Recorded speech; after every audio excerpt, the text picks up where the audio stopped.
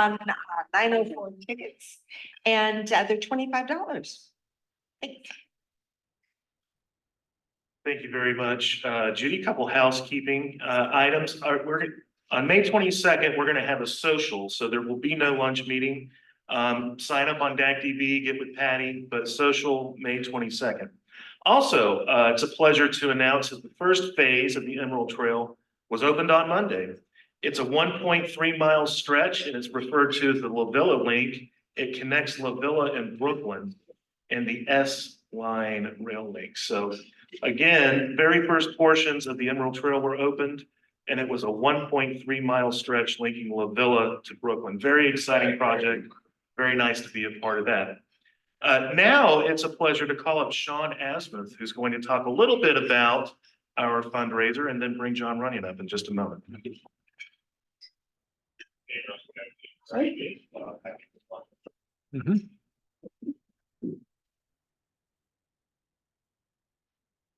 Thank you, President Dane. Pleasure to be with y'all today. Good afternoon. 2 years ago, in May of 2022, 2 years ago, the board that was going to be serving that next year got together and met to make plans for that coming year. So that was for my year as president. We talked about a lot of things, what we wanted to do in each of the avenues of service, how we might go about doing those things. So we weren't even in place yet. This was in preparation for taking office in July of that year. One of the things we talked about was whether or not, since we didn't want to use the term post-COVID, but since we were coming out of COVID, was it time to restart our efforts to do fundraising? And better yet, was it time to start a major fundraising effort and something that was sustainable and that we could do perhaps on an annual basis? And the consensus was yes, it was time to do that. So coming out of that meeting, our board started looking at that as a focus for our year in service to our club. And the director of community service that year, Larry Daly, immediately and diligently started researching ideas for a major fundraising project. And he worked tirelessly. I went back through my notes. He worked tirelessly at this. At some point during the next few months, it was a very time-consuming thing. And we just kept plodding along at it. At some point during that, though, John Runyon offered his help to work with that effort. I don't think he was railroaded. At least that's not my memory, at least. I don't think he was voluntold. I think he volunteered. And from that point on, John kind of took the helm of that and increasingly took ownership of the whole project. He talked to our members, he talked to the board, he surveyed the members, he surveyed the board. He pushed the board to come to a focus, to have a focus. How much did we want to raise? What were we raising it for? What do we want to do with this money?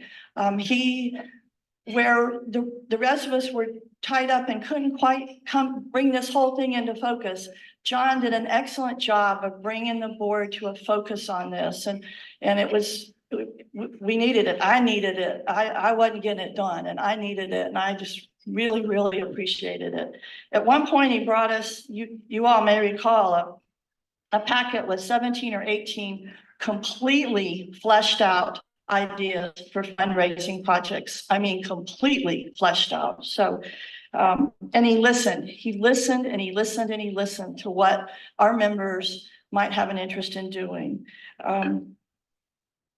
I just don't know I know we wouldn't have gotten to where we were had it not been for him. Now I know he doesn't want me to say that. And I know he's going to get up here and tell you there was a committee, and there was, but our leader in that project was John Runyon. So as I ask him to come forward and give us a report on this, I'm going to ask you to put your hands together and make some noise for the man who put fundraising and took us to Margaritaville, John Runyon.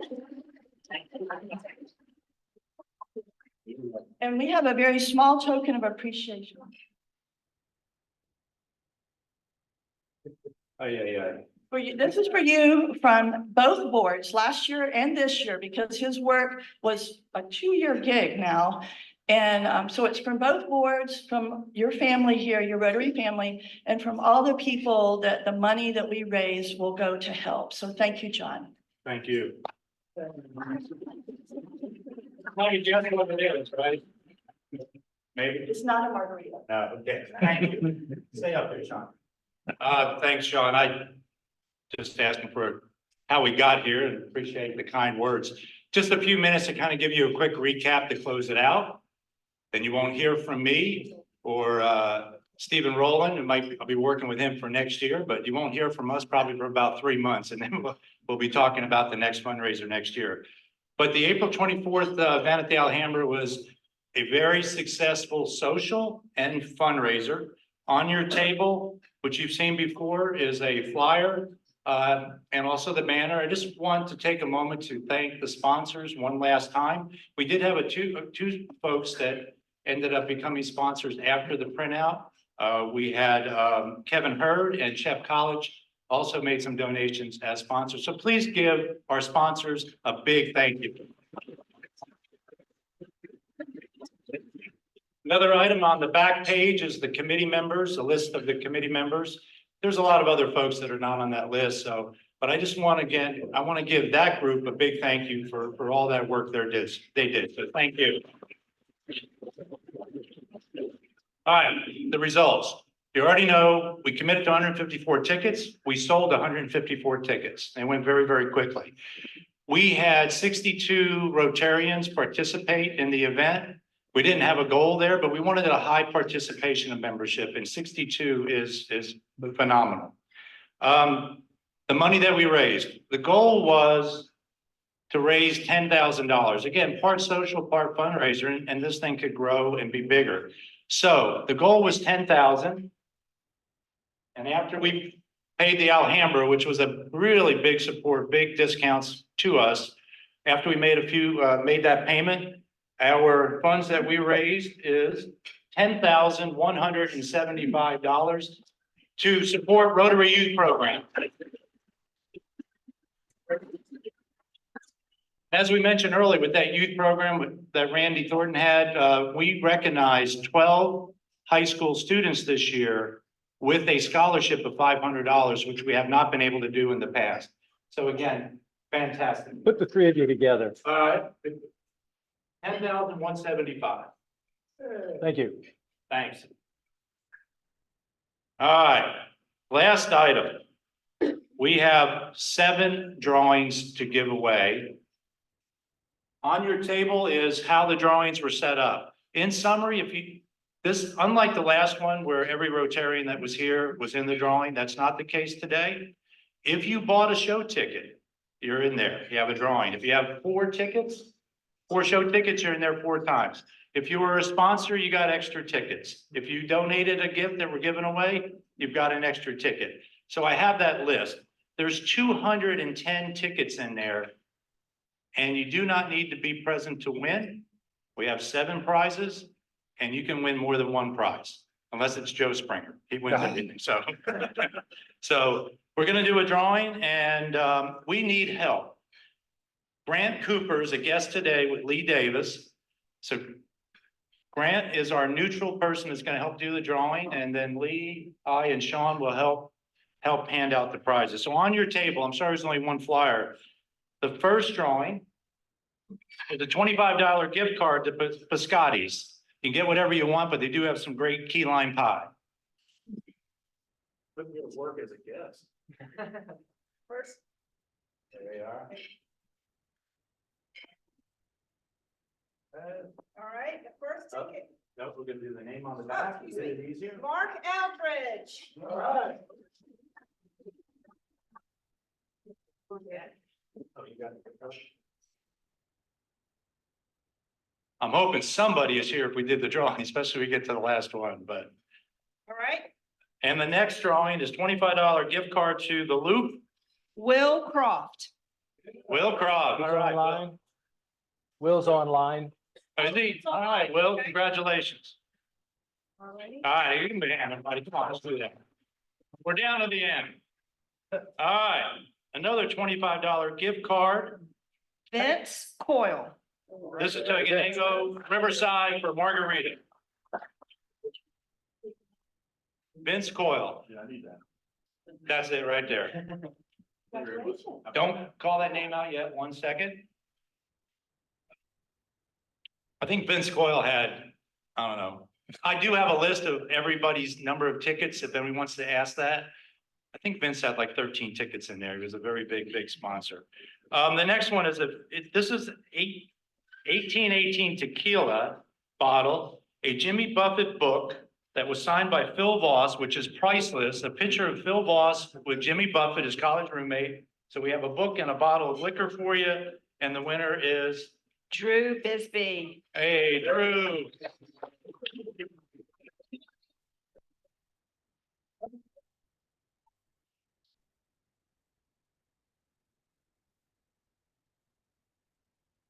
Fantastic, Drew. Thank you for your support. Very good. You're welcome. Thank you. Drew, Karen.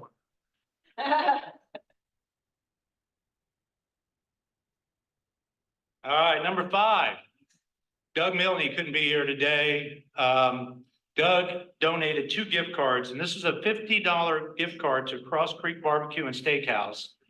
And the winner is, the first one, $50 gift card. Vince Coyle.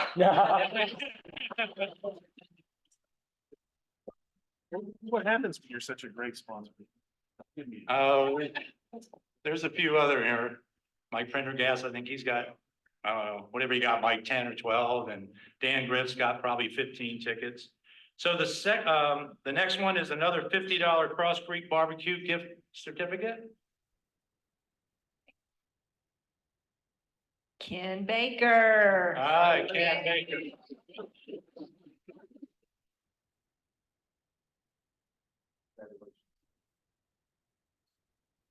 All right, the last one, a big one. So this is the Margaritaville Hotel at the beach. We contacted them. They gave us a 2-night stay. I think it's 1 year. The certificate's very clear, but it'll give the details. But pick a day within a year. I'm sure there's some exclusions with holidays, but it's a 2-night stay. Also, you receive $100 in cash for whatever you want to use it for. So it's the big Margaritaville finale, 2-night stay. And the winner is. Lee Day. Sorry, Tim Johnson.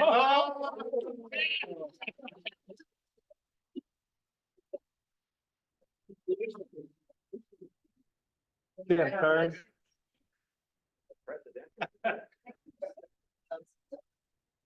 Right. One. We had to get them pumped up for next year, that was perfect. So, anything else, Sean? I don't think so, but let's hear it for our volunteer, our Yeah. visitor guest. Yeah. Grant. Thank you, Grant. Thank you, Grant. That's it. I conclude my report, but thank you, everybody. I appreciate it. Have a great rest of the show.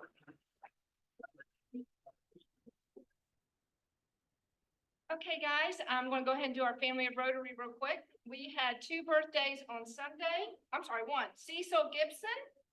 We had 2 birthdays yesterday, Jay Henderlight and Andrew Williams. And we have 2 birthdays today, Tim Alters and Mike Crumpler. So happy birthday to all of you. Does anyone else have any family of Rotary to share? I had a birthday yesterday. Oh, happy birthday, Charlie. Okay, thank you. I'm sorry. Happy birthday. Happy birthday. Any other family of Rotary today? All right, thank you so much, President Day. Thank you, Lee. Now I'd like to bring up our big raffle winner, Tim Johnson, to introduce today's speaker. Oh, sure. And first, I'd like to bring up William Milne, our Sergeant at Arms, to give his report. Thank you, President Dane. Lee, are you still, okay, yes, Lee is still here. Do we have any visiting Rotarians who maybe didn't sign in or signed in after I saw my report? Okay, yeah, Lee, will you please introduce your guest?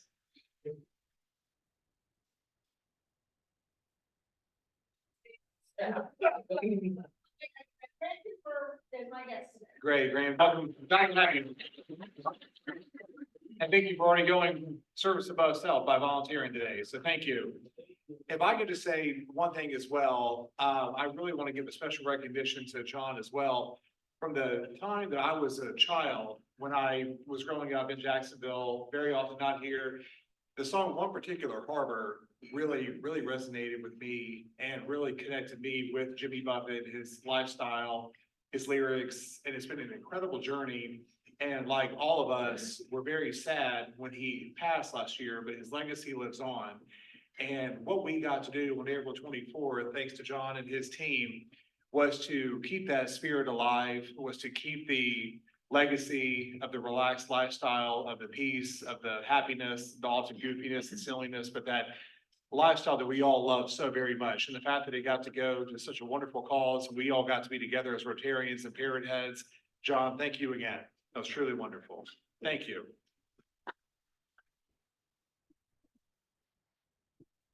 Thank you, William. Good afternoon, Rotarians. It's a beautiful day in Jacksonville. It's my pleasure to introduce Mr. Edwin L. Lamont. Ed is a docent at Whitehall, the Henry Morrison Flagler Museum.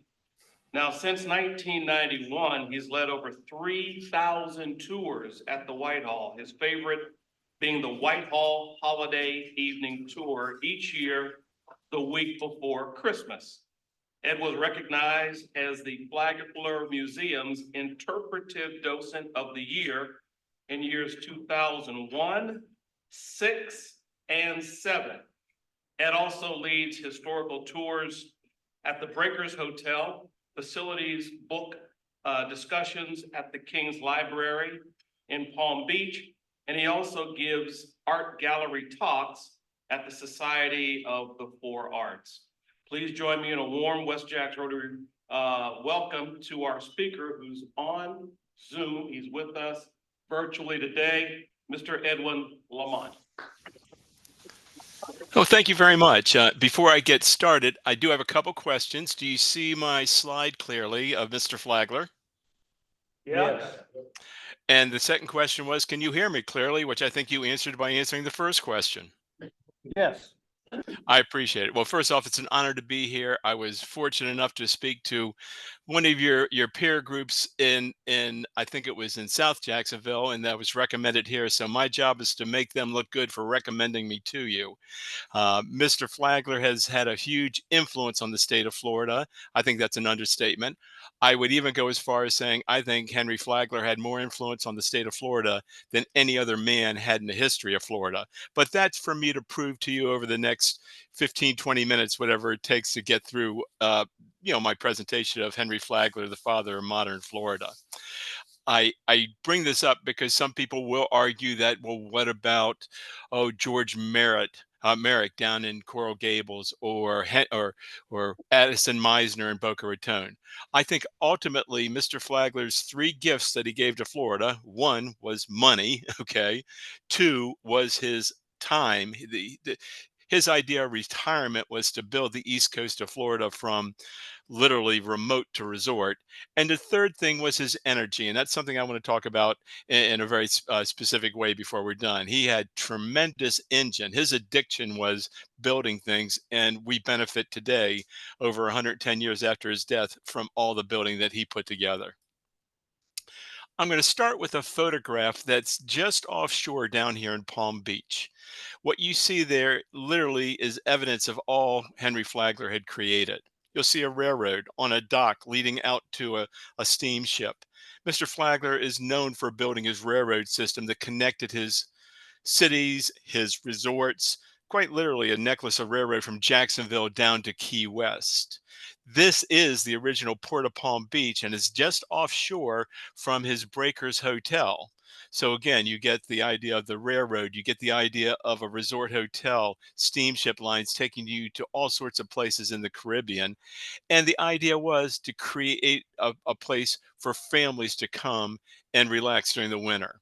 I think I give him a pass on that. He did a pretty good job, and you'll find out why as we go further. You might not have known this, but Mr. Flagler was not born a wealthy man. He was born in 1830. That was a real long time ago. Our president was Andrew Jackson.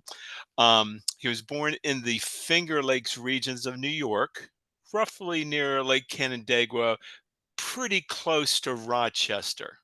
Something had happened in that area about 5 years before that changed our country. And it was this: the Erie Canal would wed the waters of the Great Lakes to the Atlantic Ocean. Mr. Flagler would take great advantage over that transportation gain, and he would leave as a 14-year-old to go west to western part of Ohio. By the way, I do not see you, so if there are questions or anything, just feel free to interrupt me, okay? Because I'm I going to don't see. interrupt you. Ed, I'm going Please. to interrupt you. Your presentation is stuck. It's not in slideshow mode. It's just in presentation mode. And we're still on the first slide. If you need to advance it or change it. Let's see what we can do here. Sometimes when it gets stuck in presentation mode, that it'll move while it's in presentation mode. Do you see Mr. Flagler's Yes. portrait there? I'm going to leave it in presentation mode if you don't mind. I took it All out right. on my screen. I think we'll have better luck. And if we Very don't, good. again, feel free to interrupt me. I was talking about where Mr. Flagler came from. He came from upstate New York, but he was greatly impacted by transportation, the Erie Canal, which would be foundational to him as he went west. That was a big moment in our country's history. Suddenly, the West was not just what was west of the Appalachians, but literally opening up to the Great Lakes and such. Flagler, as a young man, would be in business. He was involved with commodity shipping. He met John D. Rockefeller there. That was very fortunate. And he also would work in Michigan during the Civil War in salt mining. The Union troops needed salt for the activities that they had fighting a war. And Flagler went up there as a 35-year-old and got involved in salt mining. How many of you knew this? Henry Flagler went bankrupt in Michigan in 1865. At age 35, he was bankrupt. Everything he was able to accomplish after that, that created this great fortune, uh, really sprang from the lessons he learned as a salt miner. The idea of controlling transportation costs, the idea of don't be dependent on what comes out of the ground, make your money on the things that support what comes out of the ground. And that's exactly what they did with Standard Oil.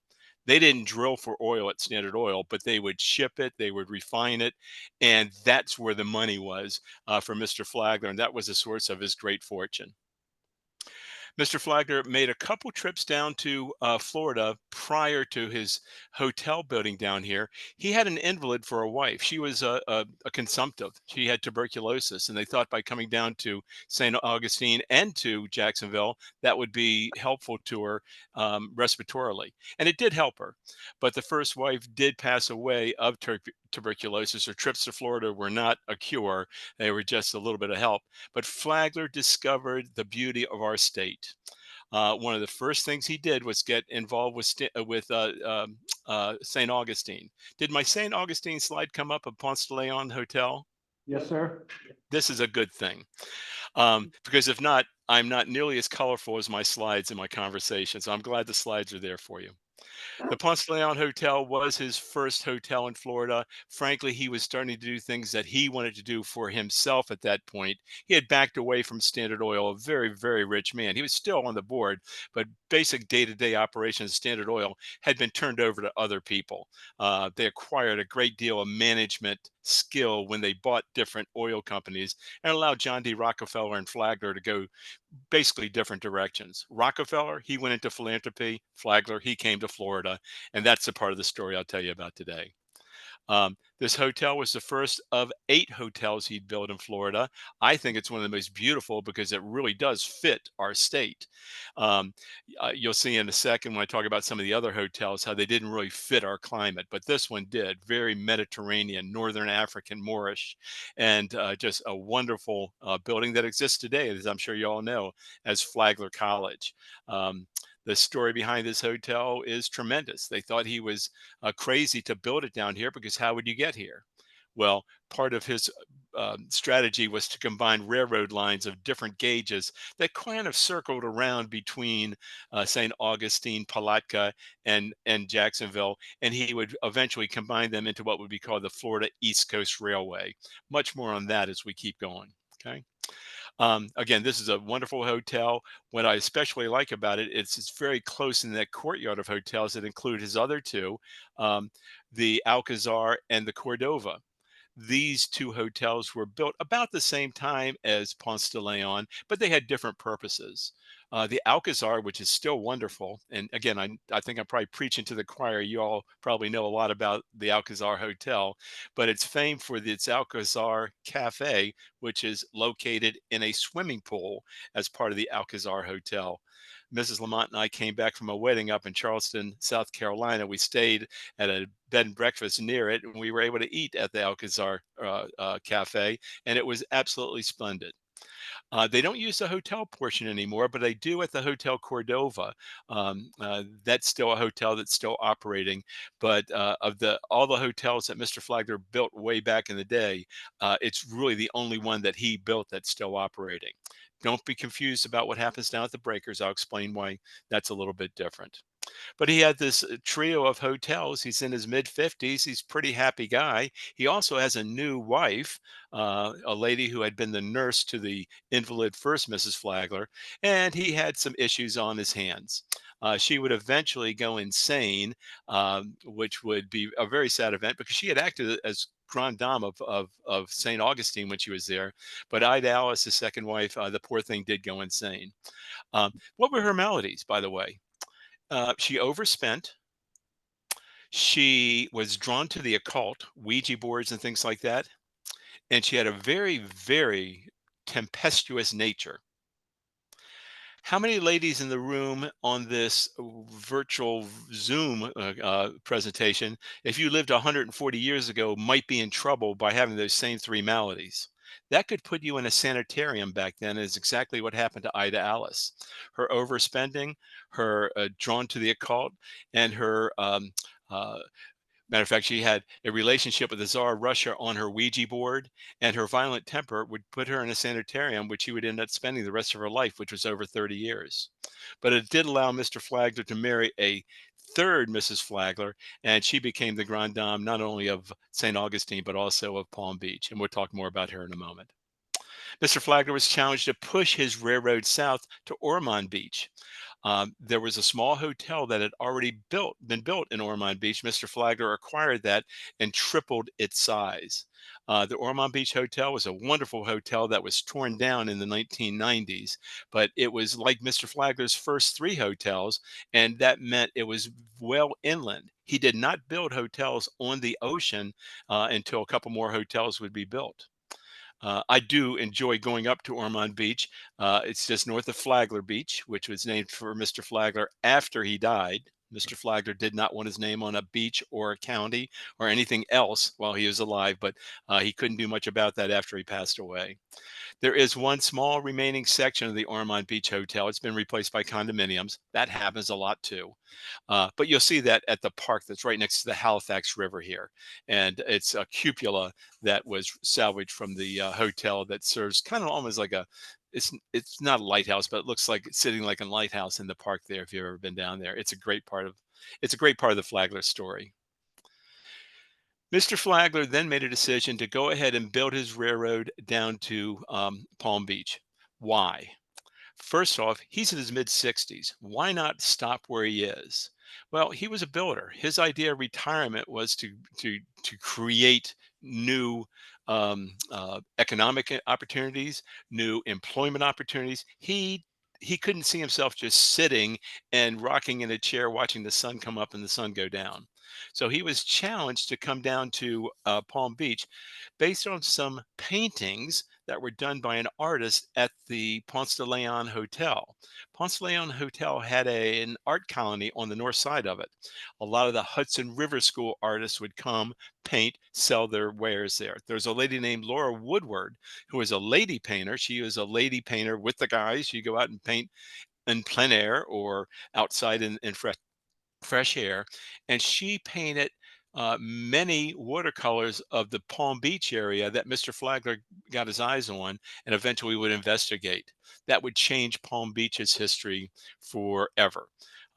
He would come down to Palm Beach in the 1893 range, buy a lot of property down here, start a land boom, and he'd begin to build his Royal Ponciana Hotel.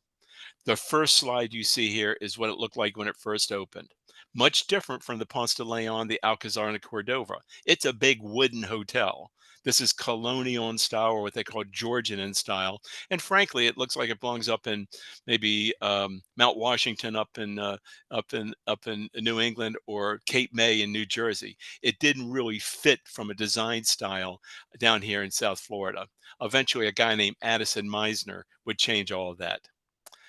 He began construction of the Royal Ponciana Hotel in 1894. His railroad arrived the very same time, and it took him 16 years to complete the building.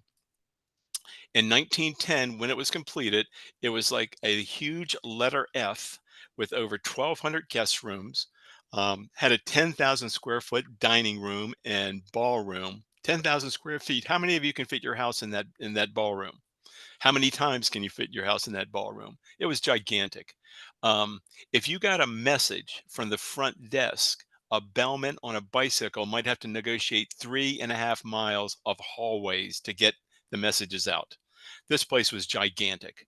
Um, it's where the Palm Beach social season would hold their season-ending events, and by all accounts, it literally helped make Palm Beach. Before that, Palm Beach was still part of what we call the last frontier, eastern frontier. There were still pioneers that were not that far from here, but the Royal Ponciana Hotel would change everything.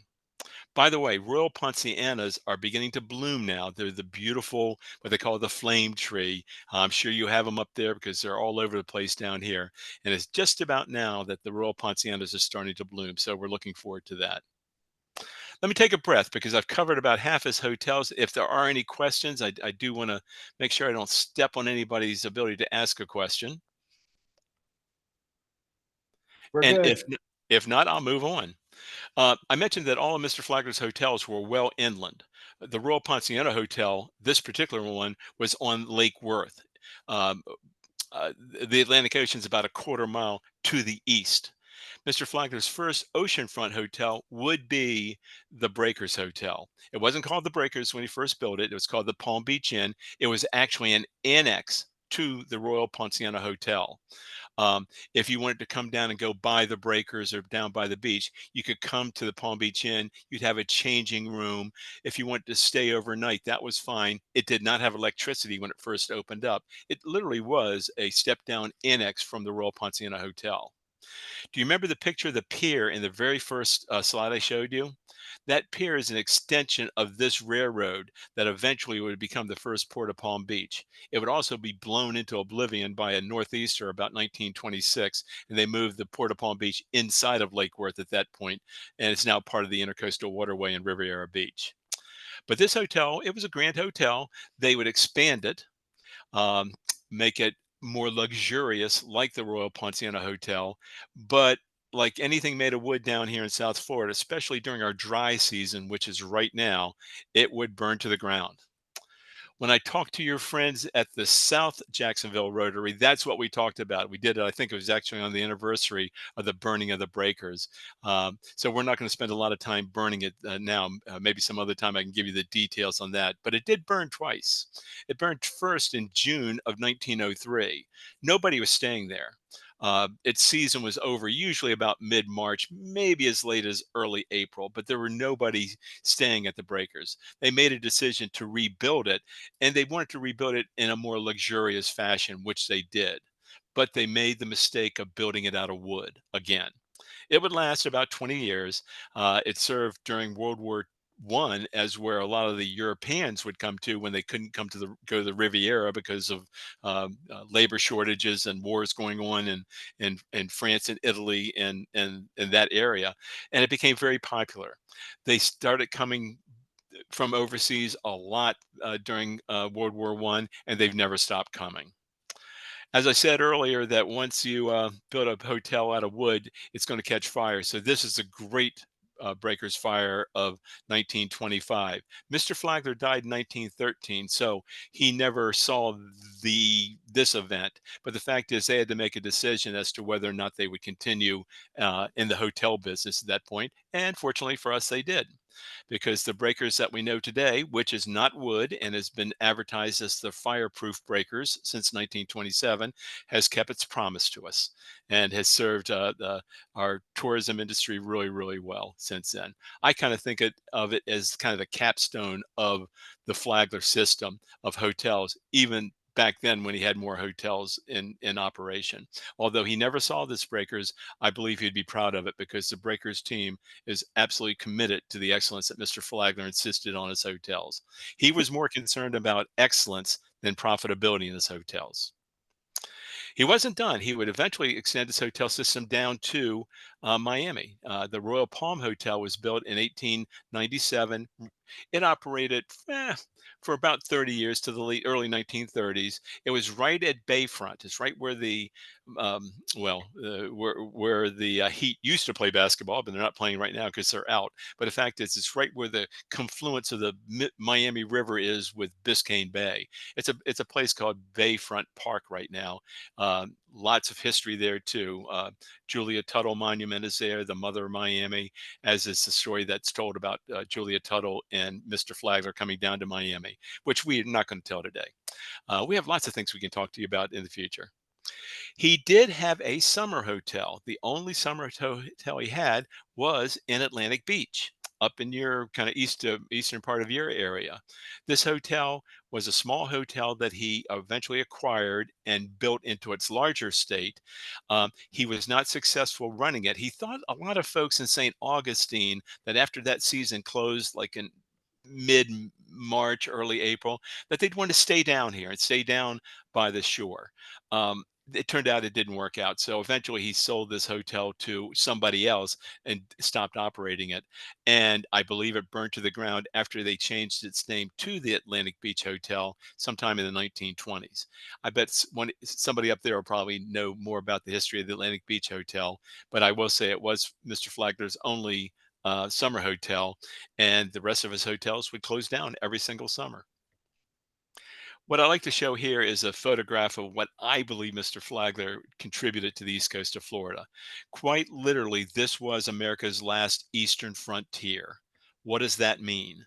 That means that you could get from New York to Sacramento and San Francisco by rail 20 years before you could get down south of Jacksonville by rail. Uh, this place was considered almost undevelopable until Mr. Flagler came along. It was his money and his vision, and quite directly his work ethic, that would help build this railroad over the last 20 years and create the tourism industry. And not just that, it would help create the agribusiness that we have here. It was already a great cattleman state at that point, but even the railroad helped in that regard. And if you look at that, just as his contributions, you can say that's a pretty fair contribution, but he did more. Mr. Flagler would add not just railroads to our transportation system, but he would add steamships. You might remember the Port of Palm Beach photograph I showed earlier on. Eventually, that port would not be one of the ports where the steamships would go out of. They had better ports now in Miami. They had better ports when he bought Henry Plant's Peninsular Line out of Tampa. So quite literally, the hemisphere that we were in was benefited not only by his railroad system, but by his steamship systems. These steamships would run back and forth between Nassau, Key West, Miami, and Havana. And the idea was to not have overnight gambling steamships like we have now, but literally they were passenger steamships back and forth, taking several hours, but you weren't going to get a room there. You weren't going to stay there. But it opened up the economy down here and quite literally helped us to have a dramatic increase in how quickly South Florida developed, because we weren't just developing with this railroad system and that of Henry Plants. We were also making things a lot easier with the ship system. And guess what? It was right in time. What other great transportation event was going on about the same time? It was the opening of the Panama Canal. Mr. Flagler saw that Key West would be the closest American port to the Panama Canal, and he saw his railroad system going all the way to Key West, serving that system. It never quite worked out, by the way. Lots of reasons for it. Tampa became a great port. Miami did. Key West didn't quite become the port they thought it would become. And frankly, it's partly his own fault. The ships that were sailing during most of Mr. Flagler's lifetime, if they were powered, they were usually coal powered.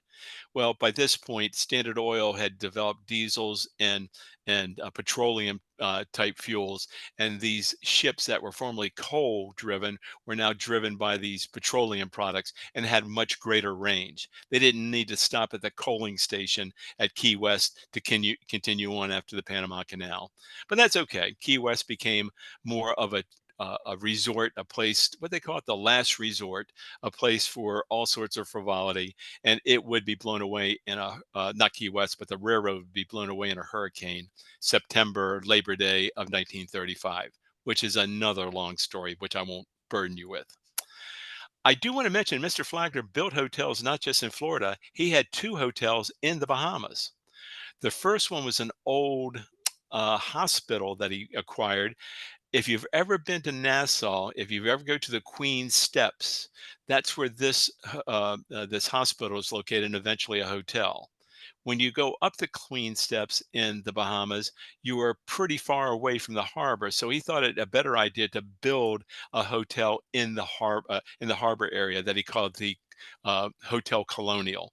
Same thing, wooden hotel, didn't really fit the area, but it was kind of colonial Georgian style. And I guess as an English commonwealth, it made sense to have this in the Bahamas.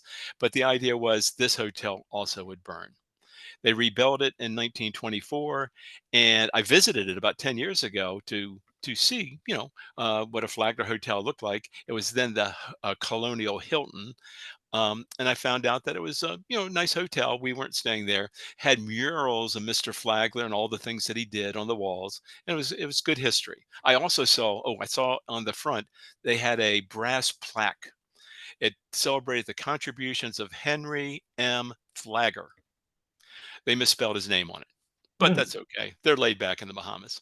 Uh, this hotel, about 3 years ago, was bought by the Chinese Communist government construction company, and it is to be torn down if it hasn't already been torn down, and they're going to make it into some sort of resort development there. So this hotel will very soon be gone with the wind. And that's sad because what can I say? There are not many of those original hotels remaining anymore. That's why the ones up in St. Augustine are so important to us. This would be one of Flagler's flagships that would go back and forth between Miami and Nassau, Havana, and Key West. I have several others, but I'm not going to show them to you because I think I've used up quite a bit of your time already and want to bring you kind of to the point of all this. Transportation systems were critically important in Mr. Flagler's life. He took the Erie Canal west to begin his career. He learned how to control railroads to negotiate against each other for favorable rates for Standard Oil. And that's one reason Standard Oil was so profitable. They had three railroads that they could literally negotiate with all three to get the best rates possible. And when it wasn't frozen during the wintertime, they could use the Erie Canal to take things. So Flagler's ability to negotiate with different transportation systems is one big reason that Standard Oil was so successful. He would end his life building a railroad and a steamship system all the way down to Key West. That would be close to the next great transportation technology improvement, and that's the Panama Canal. And to put those together was his great vision for the success of Florida. Again, it didn't quite work out that way. He passed away in 1913. He never saw that his railroad would not be the great success, and frankly was long gone about 20 years when the thing was blown away. But when I think about it, I do celebrate his trip to Key West when his railroad was completed. Took him about almost 6 full years to build the railroad from West Palm Beach down to Key West. There were 10,000 people there welcoming him. Not all citizens, but a lot of folks from the Caribbean were there to welcome him because they thought this is a great event. Key West will become the Gibraltar of the Caribbean. So he's taking his railroad car down there at 82, and this is what he called the the most important moment of his life, more important than anything it did at Standard Oil, any of the other hotels. Connecting Key West to the rest of the state literally was the what he said to himself. He could die happy at that moment because he had completed his life's work. Fortunately for everybody, he didn't die happy at that moment. He lived another year before he fell down some steps and broke a hip down in West Palm Beach. But he wasn't out of time. I'm sorry, he wasn't out of money. He was just out of time. And I'm awful glad he gave us the 83 years that he did. Brings me back to the very first slide that I showed to you. This is a Port of Palm Beach. It's a very simple picture of a family enjoying the beach with the railroad, with a hotel that you don't see off to the left, and with the steamship going to other ports. This embodies what Mr. Flagler had as a vision of what this whole area could be, and I think he was successful in it. Let me take a breath. I have just given you about 80 years worth of history in rapid fire form. I know I've left some things out. So if there are questions, I'd be happy to entertain those for as long as y'all like. Question? I think I've stunned them. Too much information, right? All right, well, thank you very much, Ed. That was tremendous. I appreciate it. Can I just offer some, if you want some follow-up from information? This is just some literature that I've used. Several of these books all of these books I wouldn't put up here if they weren't great. But the two I will point out, number one is Mr. Flagler's St. Augustine. Professor Graham, who is a professor at Flagler College in their history department, is brilliant. Okay. He chronicles Mr. Flagler's St. Augustine activities better than any of his other three biographers. And I found it particularly interesting because you learn much more about his second wife, the poor lady that went insane. And the top book was done by a lady who is writing out of the University of Florida named Susan Baden. She talks about the architecture of leisure, includes all the different hotels that Mr. Flagler built, if you want to learn more about that. And as a bonus, she also includes the hotels of Henry Plant, the Tampa Bay Hotel, the Belvedere, and some of the other ones. The other three books are biographies of Mr. Flagler. They're well worth reading. But if you love Flagler history, you'll have a really nice time going through at least those two books, Mr. Flagler, St. Augustine, and The Architecture of Leisure. That is my big finish, and I appreciate the opportunity to address y'all.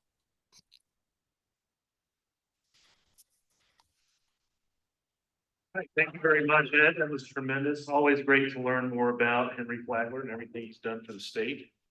Couple of reminders before we end today's meeting. Next week, our speaker will be Chris Fisher from OSearch. So Chris Fisher from OSearch will be with us next week for our lunch meeting. 2 weeks from today, there will be no lunch meeting. We will have a social right here at Timuquana. All right, I would like to ask Ron Roberts to close our meeting by leading us to the four-way test. Please repeat after me the four-way test. First. Is this the truth? Second. Is it fair at all, sir?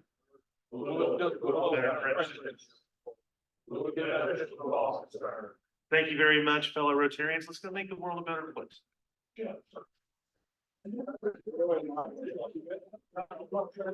Here, take